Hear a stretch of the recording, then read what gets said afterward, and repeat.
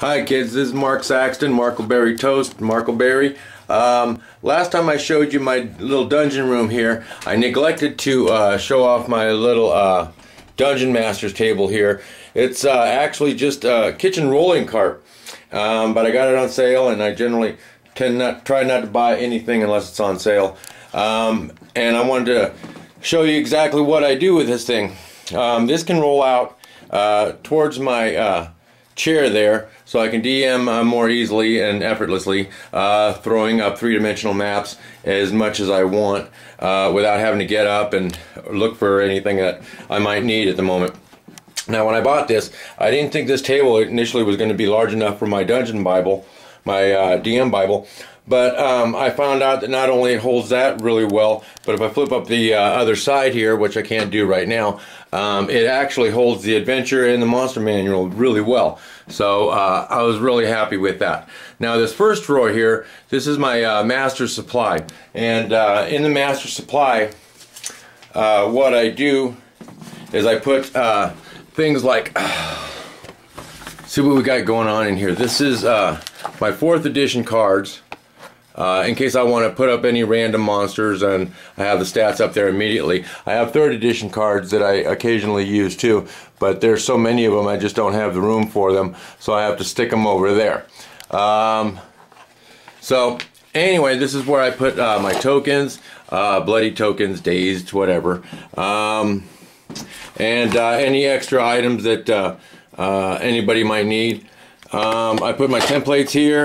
This is perfect here for torch lighting template and things like that. I put my dice in here when it's not in use, and that helps out a lot right there. Now, since I'm big on the three-dimensional terrain and creating as much realism on the table in that aspect, what I've done is, see if I can get in there. This is the dungeon adventuring props. Now, it's going to have to be just the dungeon props, because the adventuring props end up taking more room, and I'm going to end up eventually relabeling it and throwing it in with the domestic props. But here's the dungeon props in here. This gives plenty of room for bendy dungeon walls to throw up right away.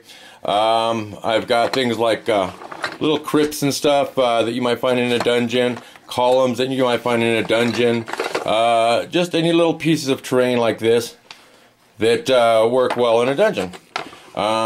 This is where I hold my dioses for that extra three-dimensional feel, and I've got things like, let me see, this is a little well with goopy water in it, the treasure, let's get in there really good, some treasure items right down here where I keep all that.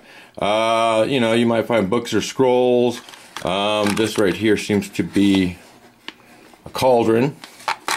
So yeah, when I set up a dungeon, basically I have all the available props right away, because you never know what the story is going to require. So that's for the dungeon. Now, like I said, I moved the domestics and the adventuring props into one and the same. So this holds anything I might need going on for the domestics, like a boat or a dock, some furniture, some books and bookshelves in there. These are the ruins, because in Faerun, empires are built upon empires are built upon empires, and there's supposed to be a lot of ruins, and so I have some ruins in the back shelf over there. Let's see if I can get it. But I keep right there. But for the general ruins, when you just walk around and putt around, I like to keep them in here.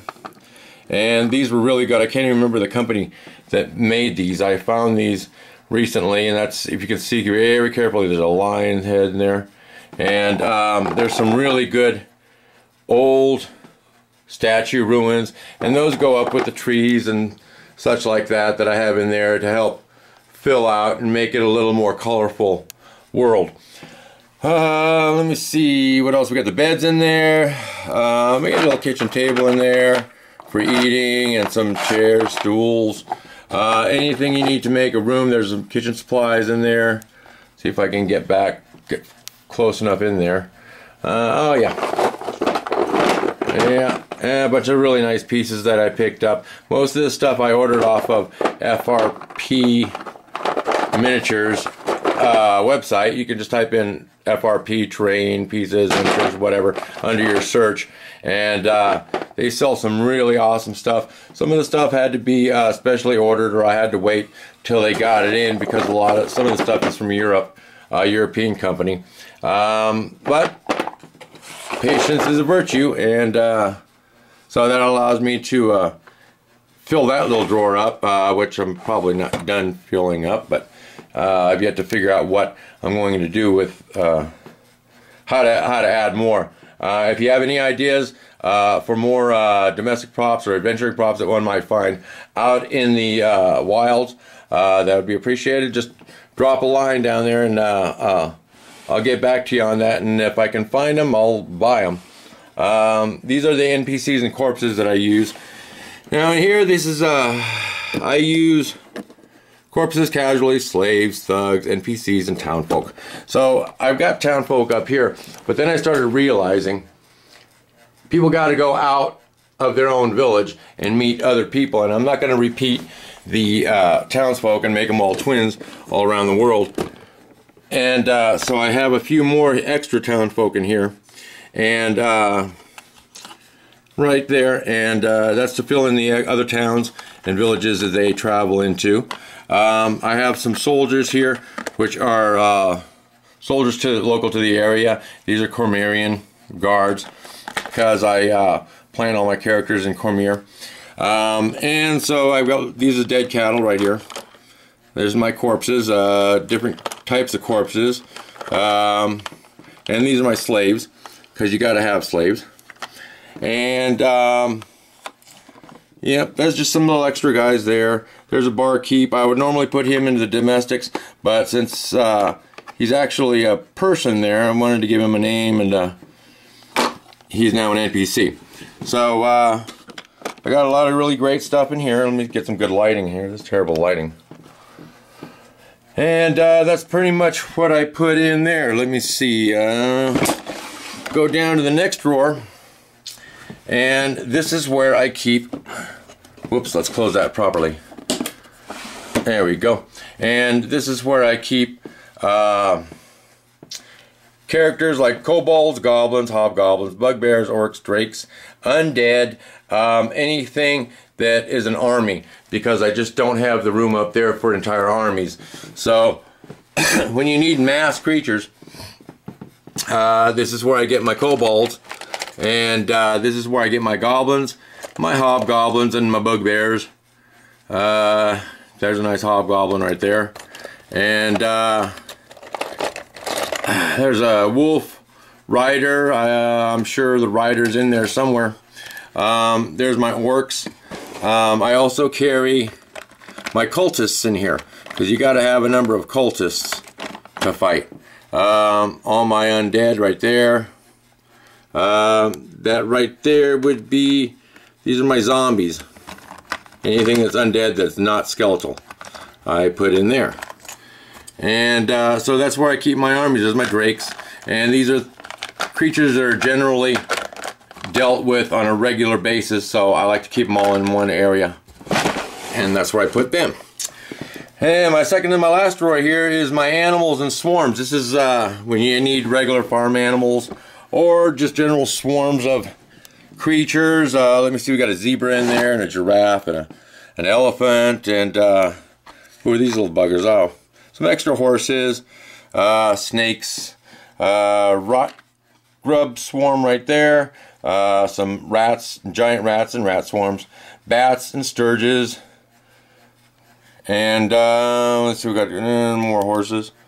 Yeah, so that's where I keep my regular standard monsters. If they ever go to the land of Chult, I'm going to have to get more dinosaurs, but until then, I'm looking okay. Right here. If I want to make them hunt for their own food, got your deer. elk, whatever it is. And in this last drawer here, I keep my maps, any maps that I have from adventures and stuff. Now, as I go through this, I'm starting to realize that maybe I should keep some of these maps in with their adventures, because I have so many maps here, I end up not finding what I need so easily. But there's all kinds of maps in here. This one here is the Shadowfell, I believe. But any extra maps that I get from adventures or anything outside of adventures, maybe from playing D&D, and they give you a special prize for completing the adventure. I've got a couple of those maps that they gave you that are special to those D&D encounter games. So I basically pull that out. I love this setup. It helps me out a lot, and it helps me to get more sophisticated more quickly. I also promised that I was going to show off my that's where I moved the graveyard, show off my tavern setup. So I brought it out for you guys to see, and this is what I did with my tavern setup. Basically, that rug there is from like a dollhouse set, but it looked really good. In the tavern, you know, these pieces here, you can buy them at any bookstore or your local game store. And I kind of set it up. Bought a couple of these sets, village sets, and I set up a little band there. There's the band. This was originally a 4-piece band. One of the miniatures broke her legs on the travel from the garage to here. So there's now an opportunity for any aspiring bard to join the band and make a little bit of extra money. There's the setup right there. Dwarven Forge is a lot of these pieces come from. This one here came from England, one of those from FRP.